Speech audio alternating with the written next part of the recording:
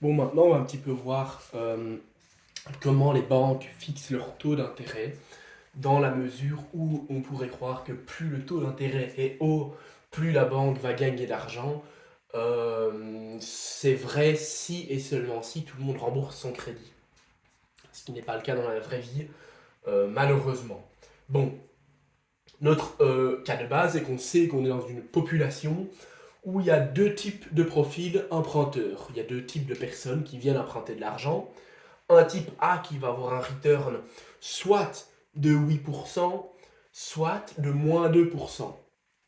Les deux sont équiprobables, donc la probabilité de gagner 8% c'est 0,5 et la probabilité de perdre 2% est 0,5. Ça c'est le profil A. Le profil B, soit il gagne plus 12%, soit moins 12%. Là aussi c'est plus probable. Les deux, leur probabilité c'est 0,5.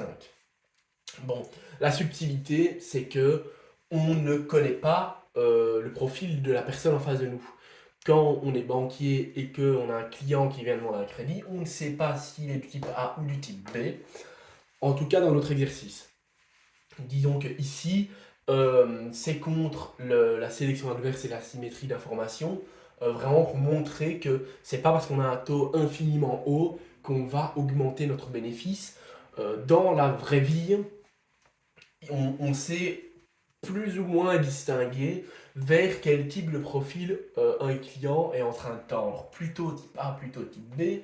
Évidemment, on ne peut pas être sûr à 100%, mais le fait de connaître la nature de son projet, le fait de connaître ses revenus, le fait de connaître son diplôme et toutes ces informations-là qu'une banque va vous demander au moment de souscrire un crédit, fait que on sait un peu mieux évaluer la proportion de profil A et de profil B. Parce qu'ici, dans notre exercice, non seulement on ne sait pas si le client en face de nous est de type A ou de type B, mais en plus on ne sait pas si dans notre population totale, il y a plus de profil A ou de profil B. Parce que peut-être qu'il y a autant de profil A que de profil B, peut-être qu'il y a une seule personne de profil A et qu'il y a 10 millions de personnes de profil B, peut-être que c'est l'inverse. Donc tout ça on ne le sait pas.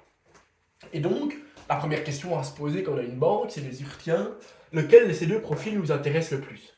Alors, indépendamment de ce côté aversion au risque ou pas, en disant oui, moi je veux sécuriser ou j'ai envie de gagner beaucoup quitte à prendre des risques, on doit se dire que on n'est pas en train de miser sur les personnes individuellement, mais sur un ensemble de personnes.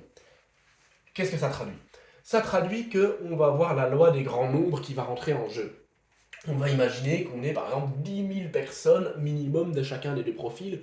Donc, c'est pas oh, coup de malchance, on est tombé sur moins 2%. C'est qu'on non, on a la loi des grands nombres, donc je rappelle l'espérance qui tend à être égale à la moyenne. Bref, donc c'est juste pour expliquer que pour savoir quel profil nous intéresse le plus, indépendamment de cette question de à quel point je suis sensible au risque, la question elle est plutôt de se dire, comme on a entre guillemets quasiment une infinité, ou en tout cas un très grand nombre de personnes des deux profils, eh bien on va faire simplement le return moyen. Alors le return moyen, on le calcule, hein, pour A c'est donc plus 8 plus moins 2, le tout divisé par 2, vu que c'est une moyenne, ça nous fait 3% de return moyen, alors que B, c'est plus 12 plus moins 12 divisé par 2, ça nous fait 0% de return moyen. Qu'est-ce que ça nous permet tout ça? Ça nous permet déjà de voir en fait qu'il y a un profil qui nous intéresse et l'autre pas. Celui qui nous intéresse, c'est clairement le profil A. Le profil B, c'est quand même trop risqué. 0%, ça n'a aucun intérêt d'accorder des crédits à des gens qui rapporteront rien du tout. Donc, ce qu'on tire comme information ici, c'est qu'on veut maximiser le nombre de personnes de type A. Bon, quel taux d'intérêt fixé? Alors assez simplement, on rappelle que le but c'est de maximiser A et minimiser B, tout en ayant le taux d'intérêt le plus élevé possible, vu que le taux d'intérêt ce sera notre return à nous, dans l'idée où le crédit sera remboursé.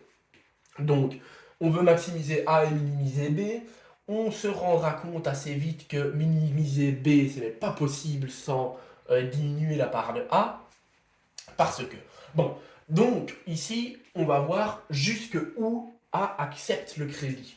Alors A accepte le crédit, il faut dire qu'il accepte une rentabilité minimum de 1, pas moins, plus il veut bien, mais alors c'est nous qui payons les frais. Donc on part de cette rentabilité minimum qui est de 1%. Mais on rappelle que une fois sur deux, il perd. Une fois il gagne, l'autre fois il perd. Et il faut que la rentabilité de 1%, ce soit son return moyen. Donc, comme une fois sur deux il gagne, une fois sur deux il perd, on fait 1% fois 0,5. Ça veut dire qu'il faut lui laisser la chance de gagner 2% de return, ce qui lui permet de dire, ok, si je fais ma moyenne, en fait, je gagne en moyenne 1%, donc j'accepte de souscrire ce crédit, ce projet en vaut la peine.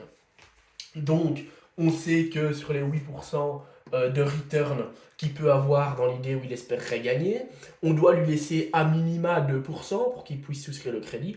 Ça fait donc qu'on est à 6%. On peut gratter 6%, on peut demander un taux d'intérêt de 6% dans notre crédit pour que tous les profils A disent ok, j'accepte de souscrire le crédit et donc je me lance dans mon projet. Bon, on vérifie que pour le profil B, ils sont bien évidemment d'accord avec ce profil-là, mais comme ils peuvent gagner jusqu'à 12%, on pourrait leur demander plus en fait au profil B. Le profil B, donc, si on demande 6%, ça fait que dans l'idée où il gagne, c'est 12% moins 6%, donc 6%. Il gagne 6% avec une probabilité de 0,5, hein, on le rappelle toujours, c'est parce que c'est dans l'idée où il ne gagne pas à tous les coups. Et bien donc c'est 6% fois 0,5, ça nous donne 3%, il est d'accord de souscrire le crédit. Et en fait, si imaginons qu'on s'en fout du profil A, on pourrait monter via cette méthode de calcul jusqu'à 10% pour que les profils B acceptent. C'est-à-dire qu'à 10%, on leur laisse en moyenne 1%. C'est-à-dire que à 10% de taux d'intérêt, ça leur laisse dans l'idée où ils réussiraient 2%, qu'on fait évidemment fois la probabilité qui est égale à 0,5, donc ça leur laisse 1%, ils accepteraient. C'est-à-dire qu'en résumé, en fait, assez simple, si le taux est inférieur à 6%, hein, hop, dans l'autre sens, oui, non, si, ainsi, voilà, si c'est 6% ou moins, on a un max de A et de B, pardon. Maintenant, si on est entre 6 et 10, là, on n'aura que des B et tous les B, hein, et donc B max. Maintenant, si on est au-dessus de 10, alors là, personne ne fera de crédit. Bon. Donc, on connaît notre taux idéal, le taux où nous on gagne le plus, c'est 6%, parce qu'on a maximisé A. Malheureusement, on ne peut pas diminuer B, c'est pas possible. Ou alors, juste, on fait plus de 10% et on souscrit aucun crédit, mais donc on n'a aucune rentabilité, ça n'a pas d'intérêt. Maintenant, il y a une question qui va se poser. C'est de se dire, oui, mais on ne sait toujours pas combien il y a de profil A et de profil B dans la société. C'est-à-dire que si on me propose 6%, mais que j'ai 300 clients, un seul de type A et 299 de type B, je vais quand même y perdre. Comment je fais à partir de combien de profils de type A, je peux me permettre de dire, ok, je propose des crédits à 6%. Eh bien, c'est assez simple. Bon, ça fonctionne mieux si mon téléphone ne tombe pas. Maintenant, donc, la question, comme j'ai dit, c'est à partir de combien de personnes de type A, combien de pourcentage de personnes de type A, quelle proportion de personnes de type A, ça devient intéressant pour nous d'octroyer ces crédits. Alors, première chose à dire, c'est que donc, ce return moyen, donc le taux d'intérêt qu'on va avoir, évidemment moins les crédits qui ne seront pas remboursés, eh bien, il doit être plus grand ou égal que le coût d'opportunité. En l'occurrence, on a une banque. Notre coût d'opportunité, c'est d'aller déposer cet argent à la banque centrale au taux sécurisé de 1%, où on est sûr et certain de le voir revenir. On n'a aucun risque, mais ça ne rapporte que 1%. Bon, ça c'est la première chose à savoir. La seconde chose à savoir, c'est évidemment que la proportion de gens de type A, on va l'appeler X. Alors par définition, comme on n'a que A ou B, hein, il n'y a pas de profil C ou autre chose, on sait que B, la part de gens de type B, c'est donc égal à 1 moins X. Alors ici c'est assez simple, on fait juste des stats, mais des stats très basiques. C'est de se dire, tiens, comment on calcule le gain et la perte? C'est une bonne question. Alors, dernier petit préambule avant qu'on attaque les calculs. Dans l'idée où on gagne, je rappelle que dans l'idée où le projet de l'entrepreneur fonctionne, nous, banque, on ne recevra que 6%, parce que c'est le taux d'intérêt qu'on a fixé. C'est pas un projet dans lequel on a investi, c'est juste un crédit, donc le maximum qu'on puisse gagner, c'est 6%. Dans l'idée où on perdrait, là par contre, on suppose que l'entrepreneur va quand même rendre l'argent en partie du moins. C'est-à-dire qu'il ne va pas partir, s'il emprunte 100 000 euros plus 6%, il ne va pas partir avec tout le pognon et rien rembourser du tout. Dans l'idée où il emprunterait 100 000 euros et qu'il aurait une perte de 12%, hein, on rappelle, ça c'est l'entrepreneur de type B, dans l'idée où il perdrait, il va quand même nous rendre 100 000 euros moins 12 000 euros. Hein. Donc il va rendre tout ce qu'il n'a pas perdu. Ça c'est ce qu'il faut quand même garder en tête. Bref. Donc pour calculer maintenant notre return moyen, quel que soit indépendamment du profil, on a cette formule-ci. Hein, alors celle-là n'est pas dans le syllabus, mais elle est assez simple à déduire. C'est donc de se dire que le return moyen, en fait, c'est le gain moyen, ici, moins les coûts moyens. Alors le gain moyen, c'est très simple. Hein, c'est juste le taux d'intérêt qu'on a fixé multiplié par la probabilité de gagner. Donc 6% fois 0,5%, c'est égal dans notre cas à 3%. C'est super. Donc c'est relativement simple à fixer. Maintenant, le problème, c'est que la question de on perd combien en moyenne, eh bien, elle dépend de la proportion de gens de type A et de la proportion de gens de type B. Donc ça dépend d'une variable X qui est ici et qui est ce qu'on cherche en fait dans cette partie-ci. Et bien pour le calculer, c'est relativement simple. On dit simplement, eh bien, c'est égal à la proportion de gens de type A, qu'on ne connaît pas, donc on va noter X, multiplié par leur perte, en l'occurrence 2%, hein, donc ils gagnent moins 2%, donc ils perdent 2%, et la proportion de gens de type B, 1 moins X en l'occurrence, multiplié par leur perte, le tout multiplié par le pourcentage de chance de perdre, enfin par la probabilité, plus le pourcentage de chance. Bref, donc en fait, on fait juste une moyenne pondérée des pertes, hein. Ici c'est rien de plus que ça, donc ça nous donne simplement ceci.